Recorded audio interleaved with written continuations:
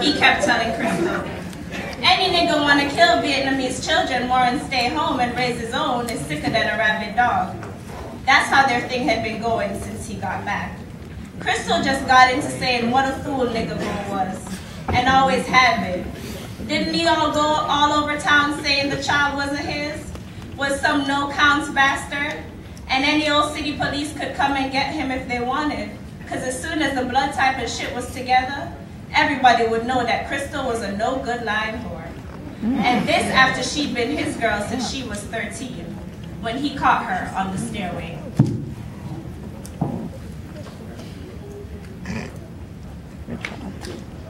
I almost died. That's why the police wouldn't allow Bo Willie near where I live. I tried to tell the kids how he tried to kill me and Kwame. See, he wanted to marry me, that's what. He wanted to marry me. But the bitch is crazy. See, Bo Willie sat in his hotel room in the heat of the day in his drawer, drinking coffee and sipping on some wine, spilling crap all over himself, laughing about how he was going to get me to marry him and he was going to be the man of the house. I wouldn't even have to work anymore. See, Bo Willie got dressed all up in his ivory shirt and his checkered pants to come see me and get his whole mess cleared up.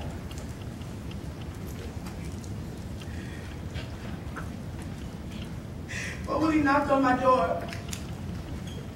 I wouldn't answer. He started banging on my door and he shouted, "Do you want a husband or do you want to be a whore for the rest of your life?" Me and Naomi started crying. And then when he knocked my door down, I grabbed Kwame in my arms and I wrapped Naomi around her shoulders and I said, "Bo Willie Brown, get out of here. You want the police to come for you again? You want the children to see you acting like this again? You want Kwame to get brain damage from you knocking him around? Just get out of here. Don't you show your face again. Or I'll kill you. Bitch, I'll kill you." Bo Willie jumped back all apologetic and humble. "I'm sorry, baby.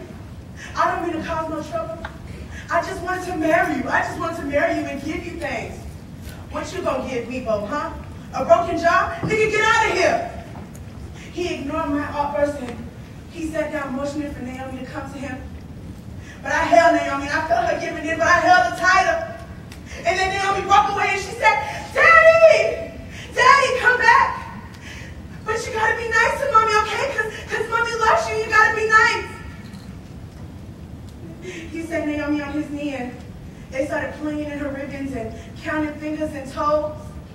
Every so often he looked at me holding Kwame and I stood like a statue. He said, "See, Crystal, I can be a good father. Now just let me hold my son." And I just stood there. And then he coaxed me and he coaxed me. He told me I was still a pretty thing and hot and strong too. See, Bo Willie oozed with kindness. And me, knowing so little, I let Kwame go. And then as soon as I let Kwame go, Bo started jumping up, a hooting and a hollering and laughing and a giggling. "All right, bitch! All right, bitch! You gon' marry me! You gon' marry me!" I said, "I'm not gonna marry you, fool. You gonna end up in jail for this. You gonna end up under the jail for this. Now just give me my kids back. Please just give me my kids back."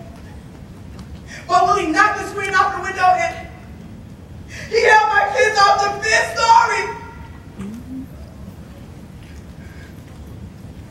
He looked at me all of the screaming neighbors and he said, "Tell him you gon' marry me." I said, "Yes, baby. I'll marry you anything. Please, baby. Just bring the kids in the house, please. Just bring the kids back in the house." He said, "Look down and tell these neighbors you gon' marry me."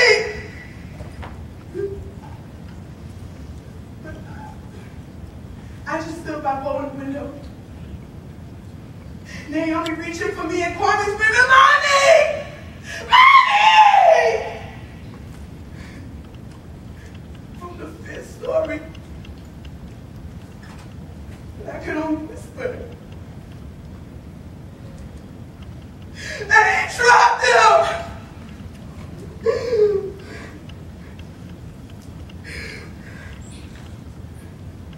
I was missing something. Something so important. Something promised. A laying on of hands. Fingers in my forehead. Cool. Making me whole. All the gods coming into me, laying me open to myself. I was missing something. Something promised. Something free. A laying on of hands. I know about laying on bodies, laying out a man, bringing him some of my fleshy self and some of my pleasures, be it taking full ego whack like I get sometimes. I was missing something.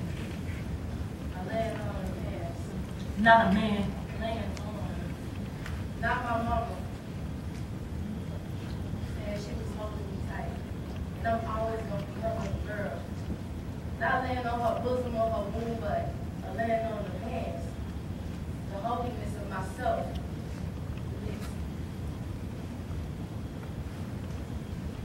I sat up one night, walking the boarding house, screaming, crying, the ghost of another woman who was missing what I was missing. I wanted to jump out of my bones and be done with myself. Leave me alone and go into the wind. Till the only tree I could see took me up in her branches, held me in her breeze and made me dawn dew that chill at daybreak.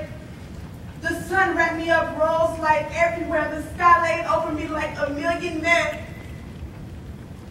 I was cold. I was burning up. A child and endlessly weaving for garments for the moon with my tears. See, I found God in myself. And I loved her. I loved her fiercely. And this is for colored girls who have considered suicide, but are moving to the ends of their own